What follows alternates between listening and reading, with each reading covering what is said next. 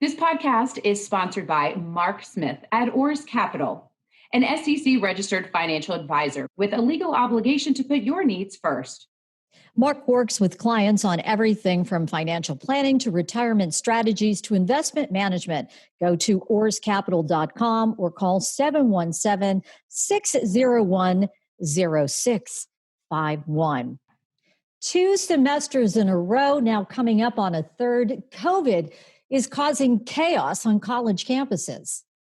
And what does that look like for students? We're going to talk to a few. And this is Chick to Chick.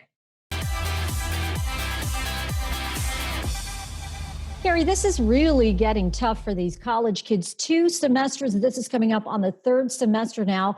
The COVID is really causing craziness in college campuses. Some schools are sticking with all virtual and others are having a hybrid approach. And the secretary for the Pennsylvania Department of Health and Education both said to colleges, please delay bringing these kids back to campus and stick with virtual as long as possible because of COVID. And we've seen firsthand, because you and I still have students in college, where I had the one who graduated. Sam graduated at the end of last spring. Peyton went through being at Penn State as well with all of the virtual, and then is moving on to this last fall semester, moving into the spring semester. And it's a lot. It's not just about sitting in front of the Zooms. It's a lot more than that, especially a lot of that like mental instability of what's going to happen. That's what they're facing. Yeah, they will tell you that the struggle is real. And speaking of college students, we went into our own nest and we're bringing in our own chiclets to talk about this. My son, Sean, is here. And I want to point out that Sean just graduated in December. So he is now a college graduate, but yay. Thank you. Did it 3.5 years. Mwah. Thank you, son, for saving your mama some tuition money. And your daughter is here too. Yeah, so Peyton is actually the one who said to the two of us, wait a minute, we need to be talking about what students are going through, because this is no joke. And coining the phrase, the struggle is real, is really real. So I'm really glad that we have the two of them. You know, Flora, you and I aren't ever sure if our kids are ever going to speak to us, let alone on a Zoom. And here they are in an actual podcast. So thank you, Sean and Peyton. And so can I just kick it off with you, Pates? You wanted to make this a podcast because you thought that this was important. And why did you think so? I think there's been, obviously like the high schoolers and the middle schoolers, like they're not able to go into their classrooms. I feel like a lot of the talk has been on them. And I feel like the college students are truly the ones who are struggling. I wouldn't say like the most, but I think acknowledging their struggle is just as important as acknowledging the other students who are also in school who are struggling too, because, I'm in my core level classes. I'm lucky I don't require having to go to a lab or having to go to like clinical or anything like that. But it has been really tough. And I think acknowledging that and seeing that these college students, although, we are on our own, most of us know how to manage our time and all that. But, it is important to acknowledge that this is a hard time for us college students for sure. And I think that is a really fair point to bring up, because so much of the attention has been on the high schools, the high school kids, the elementary kids. You guys are having a tough time as well. I'm going to turn to my chiclet now. Sean, I got plenty of phone calls from you that you were having a tough time. What was difficult about your virtual education? I mean, it was definitely a learning curve, not only just for me, but obviously the professors. This was new for all of us. And I think the main component that became difficult was communication. We were no longer in a class environment where we're able to just ask questions freely about projects, tests, anything ongoing in the class. Instead, we're having to reach out through discussion boards and emailing. And obviously, not all of our professors are there and accessible at all times. So if you have a pressing question, sometimes that doesn't get answered and adds to the struggle. Another thing that I've noticed for students, at least at my school, is that there's inconsistencies with projects being due. Since the professors aren't necessarily always on Blackboard, which is a program that we use, they're not consistent with due dates. So things change, we're not notified, and it for me at least, there wasn't really a struggle with keeping up with my stuff, but keeping up with things when things were due. And that has been the biggest challenge for me. So you really had to She's stay over there being a bobblehead. She's agreeing with like, oh my gosh. You had to stay on your toes. You just didn't know which direction things were coming from. Things were always changing, constantly inconsistent. Yeah, and Peyton, I know you experienced some of that. You had some frustration. Maybe lend some thoughts to what Sean, was talking about and what you were actually frustrated with. Yeah, definitely. I know it's been a struggle for some professors. I know a lot of professors I've had in person, they strictly just lecture and they don't put anything online. So especially when we went to online format, it was like a whole new world. I think the struggle is that a lot of these professors, I think what I've struggled with is that I think they think we have all this time on our hands now. They're like, you're at your apartment, you're not going anywhere. So why not do this assignment? Here's another one. Here's another one. And it's insane the amount of assignments that they give us. And then within that, I had a professor who I didn't know what any due date was. She never put it up. So that was hard because not only am I keeping up with my other classes that are just as much work, I'm trying to contact her on when things are due and getting them in on time, getting them done properly, not procrastinating on it. And so, it was hard. I felt like I was constantly on my laptop. Well, the thing that's interesting is I'm hearing the same thing coming out of both of you. And I think the message is for colleges that I hope that perhaps they will be listening to this podcast.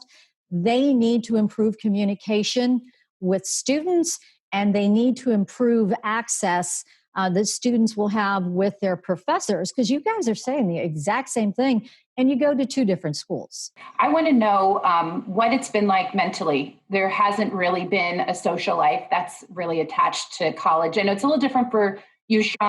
You got out in 3.5 years. You are working and you're doing different things. But for both of you, what has this been like mentally? You're young people. You're used to getting out and going and doing. Talk to me about that. I mean, it's certainly far from the regular college experience. College is now just strictly handing in assignments, turning in different projects, and the fun has been completely evaporated from the college experience. And I know we're not supposed to go to school to have fun and party, but that's also a part of it in growing up and becoming well-rounded individual before you hit the workforce. But it's definitely, the fun has been completely removed from the college experience. Yeah, it's definitely taken a toll on my mental health for sure.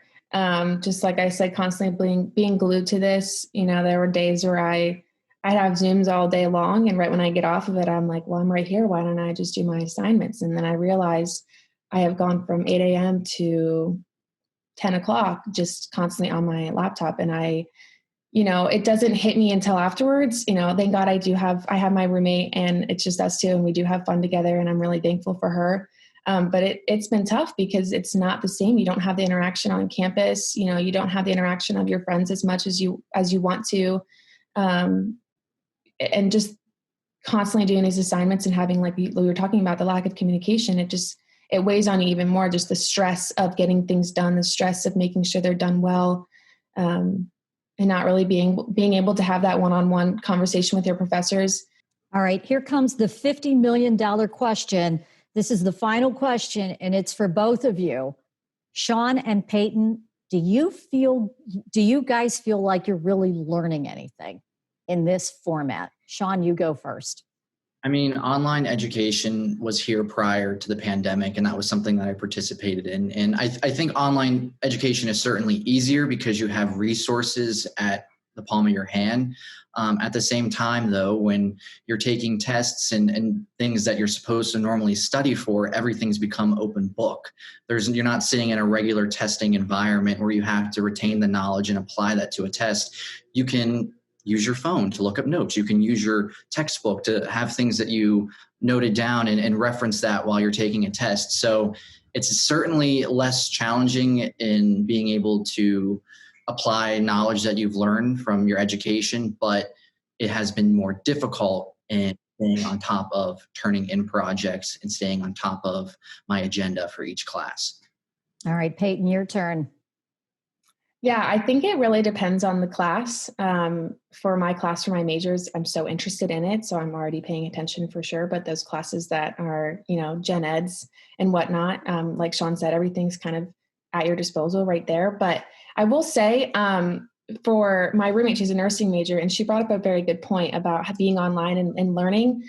She said, when you're in the field, no one's going to quiz you on, what you know. You're going to have your book, your little book right there. You're going to be able to look up medicines on the computer, et cetera. So in this world, we are able to access those things easily. So yes, being able to remember them is great, but what about being able to find them in the textbook that you have?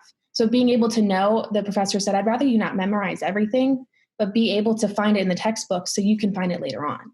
So I thought that was pretty interesting to kind of realize, yes, although it's tough learning on an online format and truly memorizing things, but being able to find it later is just as important, if not more important, honestly, than in my opinion. So I think it's been hard if you're really, you can check out. I know people have been sleeping in their beds while they're on the Zoom classes. I know I've gone to make a little snack or something like that, but I'm guilty for it for sure. But I think it's been okay. It truly just depends on the class and how motivated you are. I'm proud of both of you because you really did go through a lot of hoops. I know that you're finished now, Sean, so bravo. And, Peyton, you've learned a lot through all of this. And I think that you'll do really well in your, next semester here and moving forward. These kids learned a whole lot. Yep. Hey guys, thank you so much for stopping whatever you were doing to chat with your mamas, and give kisses to Tilly back there. Is she asleep, Sean? We've bored her. Where is she? Hi, Tilly. She's asleep. Thanks, guys. Have a great day. Bye, Chiclets. Thank you. Love you guys. Love you. Bye. Wow. I think that we both learned a lot by actually listening to our kids. And I really hope, again, as I had mentioned before, that maybe colleges and universities listen to this podcast to understand that kids are struggling. And if this is the way it's going to be, they've got to make some changes and make some improvements to help these kids out. Yeah, exactly. Listen, out of the mouths of babes, they told us what is going on. I'm certain many of these higher level learning institutions are doing the best they can, as much as they can. I do think that they really need to listen to their students. And I do think that these professors really need to listen to what they have to do to make it better for them with this new environment. Absolutely. And we'd like to thank all of you for listening to us. As usual, we're all over social media, and we will be back next week to chirp about another topic.